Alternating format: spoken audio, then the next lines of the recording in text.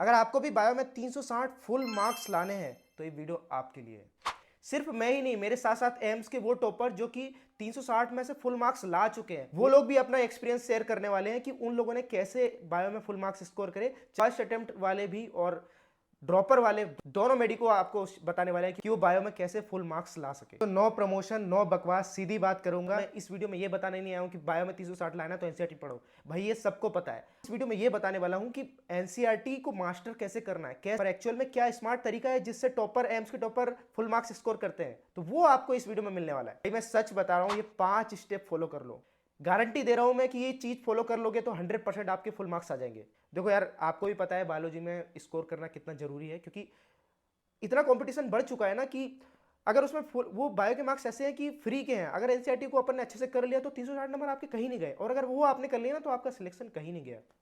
देखो भाई, फालतू बकवास नहीं करेंगे, मुझे भी पता है यार नीट एस्पिरेंट का टाइम कितना इंपॉर्टेंट होता है, तो ट्राई करूंगा जितना छोटा हो सके उतना छोटा वीडियो बनाऊं। चलो शुरू करते हैं। Step number 1, master the NCERT. NCERT अपन को पता है कि पूरा पेपर इसमें से आने वाला है, पर प्रॉब्लम ये है कि इसको कैसे पूरी तरीके से हम इसको अच्छे से समझ पाए, पूरे अच्छे तरीके से याद रह पाए। जैसे आप अगर ऑफलाइन से हो या फिर ऑनलाइन से हो, जैसे आप लेक्चर देख लेते हो, मान लो अपन ने कोई भी लेक्चर पढ़ा, सपोज मैं बात करता हूँ ह्यूमन रिप्रोडक्शन पढ़ा, और उसके बाद आपको क्या करना है, जैसे आपका लेक्चर खत्म होता है उसके बाद आपको उठानी है एनसीईआरटी चैप्टर की स्टार्टिंग से, यानी कि यहाँ से आपको स्टार्ट कर देना है कि पूरा चैप्टर आपको खत्म करना है, यहाँ तक कि आपको समरी तक नहीं छोड़ना है, आपको सब कुछ इंक्लूड करना होगा। उस साइंटिस्ट के बारे में जो भी डिटेल दी गई है उसको भी नहीं छोड़ना है। यहाँ से भी क्वेश्चन आ जाए तो आपको उसको सही करना ही। एनसीईआरटी से स्टिक रही थी और मैंने एनसीईआरटी को मल्टीपल टाइम्स पढ़ा था, और जितनी भी बार मैं पढ़ने जाती थी उतनी बार मुझे कुछ नई चीजें मिलती थी जिसको मैं मेमोराइज करते रहती थी। ठीक है, तो तुम्हें एनसीईआरटी के लाइंस को बहुत अच्छे से पढ़ना है, एनसीईआरटी को बार बार पढ़ना है। इंट्रोडक्शन में क्या है, जो साइंटिस्ट के बारे में दिया गया है वो सारा याद होना चाहिए,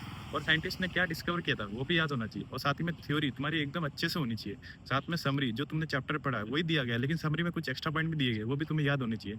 उसके बाद जो चैप्टर के जो लास्ट में जो क्वेश्चन दिए गए वो तुम्हें सॉल्व करने पड़ेंगे। और अगर आप चाहते हो कि बायो के साथ साथ फिजिक्स और केमिस्ट्री का भी मैं ऐसा जुगाड़ बता दूं जिस वजह से आप अच्छे से अच्छे मार्क्स लाओ और सिलेक्शन ले सको एम्स में, तो मैं आ रहा हूँ अनअकैडमी पर 22 फरवरी को 8 बजे। पूरा फ्री सेशन है यार, और अगर आप नीट को लेकर सच में सीरियस हो ना तो उस सेशन में जरूर आना। टेलीग्राम पर आ जाएगी आपको लिंक, चैनल मैंने डाल दिया है, और साथ साथ में डायरेक्ट सेशन ज्वाइन करने के लिए इस वीडियो के अंदर भी डिस्क्रिप्शन में लिंक डाल दिए, और क्यूआर कोड स्कैन करके भी आप जा सकते हो।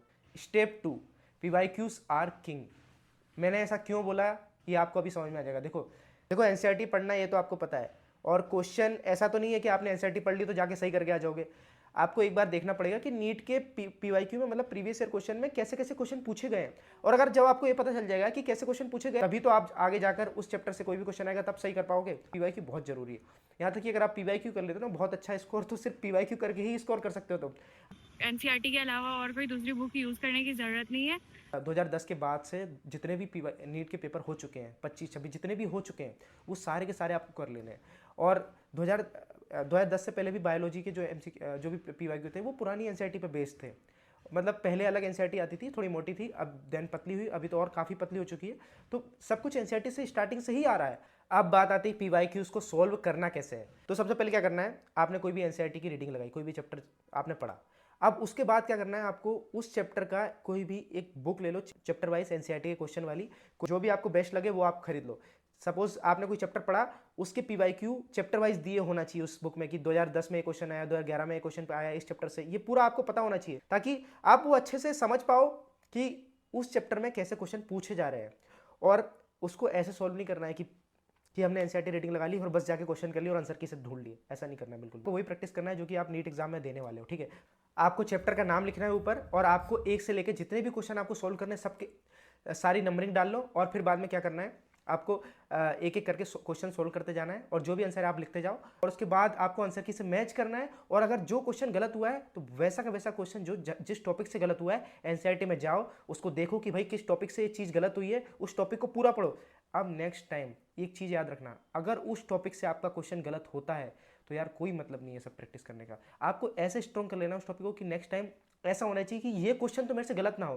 भाई नीट में इतने सारे क्वेश्चन हैं, अगर तुम बार बार वही मिस्टेक करते रहोगे तो फिर कोई मतलब नहीं है ना यार कि अपन कुछ चीज़ प्रैक्टिस कर रहे हैं उसका। तो एक बार करने से नहीं होने वाला। पीवाईक्यूज अगर तुम एक बार करते हो तो आपके 100% चांस है कभी ना कभी वो चीज़ गलत होगी, जो कि अपने को बिल्कुल नहीं करना है। आपको एक बार नहीं करना है, उसको जितना हो सके उतनी बार करना है, तब तक करना है जब तक कि आप उस पर मास्टरी नहीं करो।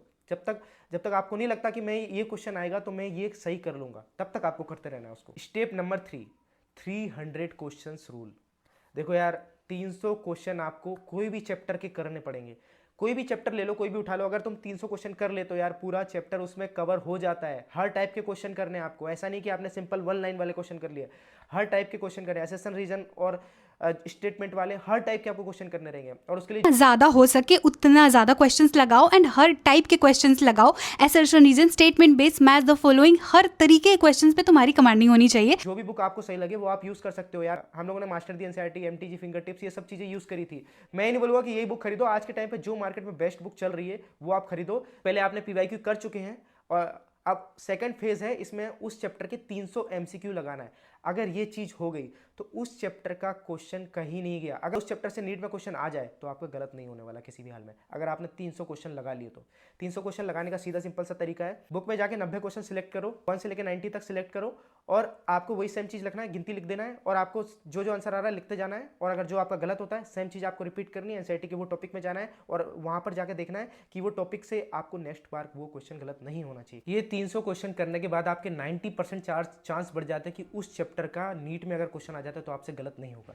डेली हर टॉपिक के क्वेश्चन करते जाओ और इसको पेस में रखना, बहुत सारे क्वेश्चन करना, 100 to 200।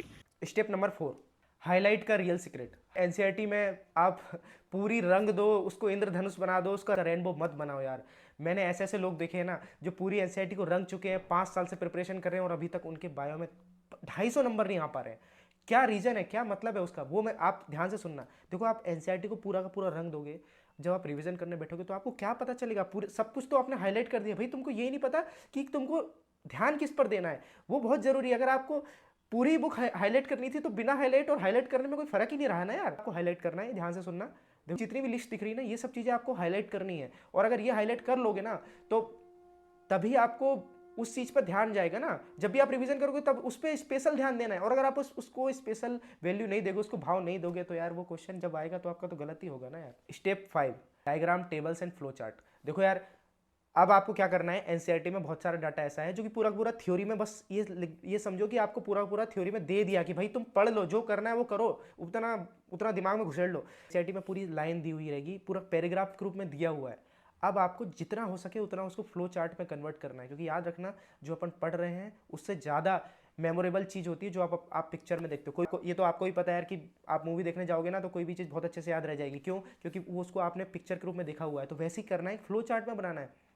थ्योरी अगर दी हुई है जितना हो सके उसको फ्लो चार्ट में कन्वर्ट कर लो, टेबल बना लो और एग्जाम्पल को अलग लिख लो, हट कर लिख लो। जो एनसीईआरटी की मेन चीज़ है ना उसमें जो साइड में स्पेस दिया उसमें लिखो। याद रखना एनसीईआरटी अगर आप पढ़ रहे हो ना, कोई अलग से कॉपी बनाने की जरूरत नहीं है। कोई अलग से क्यों बनाओगे यार, कोई मॉड्यूल यूज़ करो, कोई भी मॉड्यूल यूज़ नहीं करना है भाई। क्यों भाई, अपने को पता है जब 2 बुक में से पूरा नीट का पेपर आने वाला है, क्यों फालतू में बढ़ाना, ताकि स्ट्रेस बढ़ेगा फालतू में। कोई मतलब नहीं यार, 2 बुक है उसको पढ़ना है, वही फाइनल है, उसी में से क्वेश्चन पेपर आने वाला है, तो फालतू 10 जगह भटकने की जरूरत नहीं है। सबसे पहले तुम्हें बायोलॉजी की एनसीईआरटी पे पूरी तरीके से स्टिक रहना है, कोई भी अदर रिसोर्सेज को यूज़ नहीं करना। जो टेबल दी हुई है उसको मत भूलना, उसको ऐसे कैसे याद कर लो, कैसे भी करके दिमाग में घुसा लो, कुछ भी करो, बस उसको याद चाहिए, तभी भाई उसमें से बहुत क्वेश्चन आते हैं नीट में।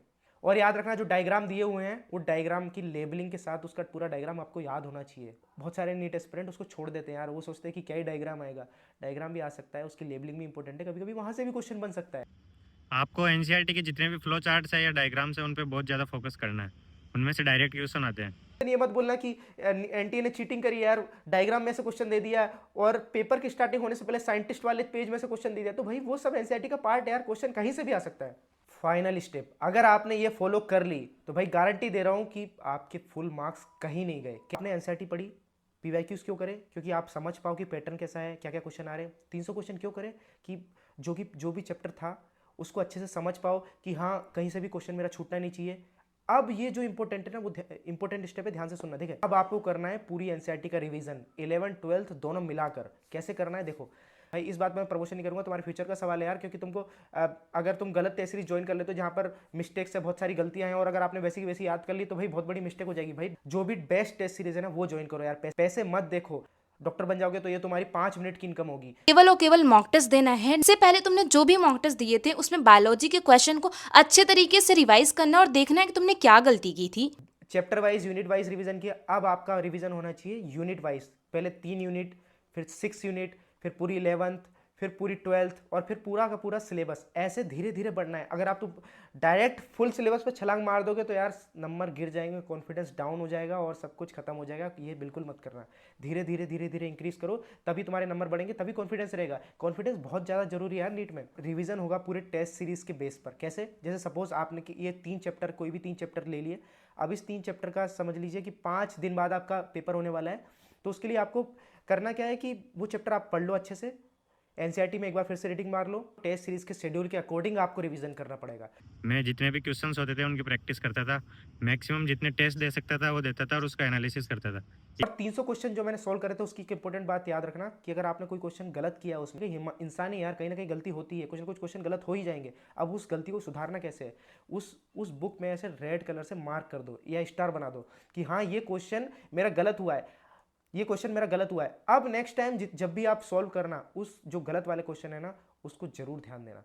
ऐसे आपको बार बार 300 क्वेश्चन सॉल्व करने की जरूरत नहीं पड़ेगी। देखो अगर आपको कोई बेस्ट टेस्ट सीरीज नहीं मिल रही है तो यार हम सभी मेडिकोज ने, एम्स के मेडिको ने पूरा ध्यान लगा के बहुत मेहनत से एक टेस्ट सीरीज बनाई है।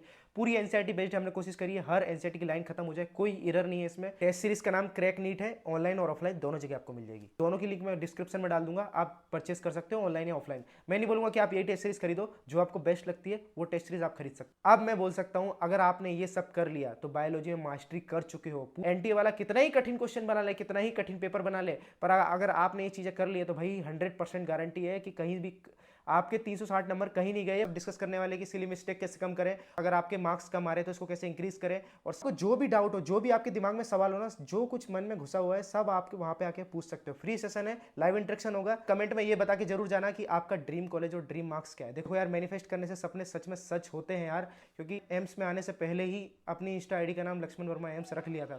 And all the best for your NEET exam यार। बाकी लगे रहो, फोड़ते रहो। बाय।